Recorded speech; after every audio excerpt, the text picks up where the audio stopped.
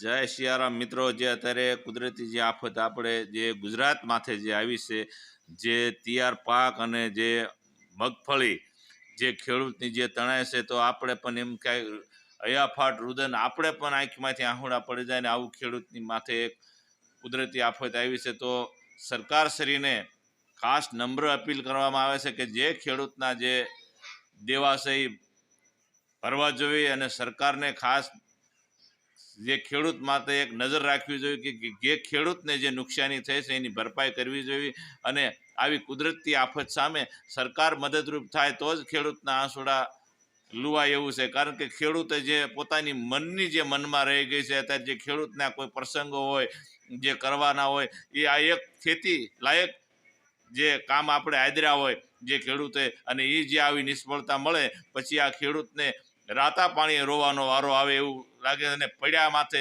પાટા જેવી પરિસ્થિતિ છે.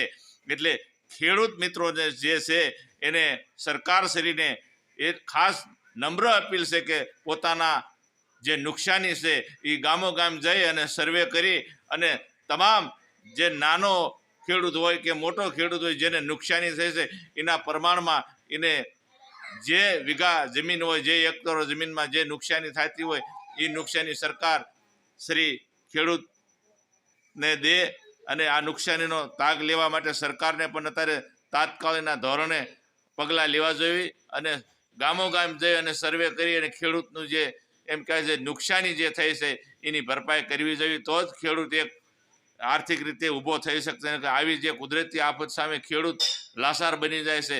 જે એને પ્રસંગોપાત જે કરવાના છે પણ ખિસ્સામાં એક પૈ ન રહે હોય તો ખેડૂત શું કરે? પોતાની આંખમાંથી સોધાર આંસુરે જે અત્યારે ખેડૂત જે રડી રહ્યા છે, જે આપણે અમુક વિસ્તારમાં જે જોયું તો જળબંબાકાર જેવી સ્થિતિ થઈ હતી.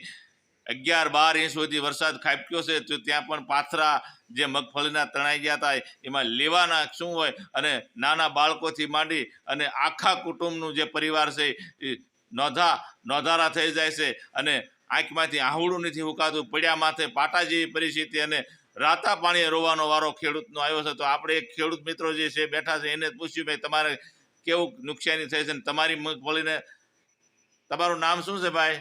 ભૂપતભાઈ. હા ભૂપતભાઈ, કેવી નુકસાની થઈ છે? કાંઈ સર્યું નહીં ભાઈ, ધુવાડા નીકળ્યા છે, એમાં કાંઈ લેવાનું નથી, કાંઈ નથી, ઢોરનું કાંઈ નથી, માણાનું કાંઈ નથી.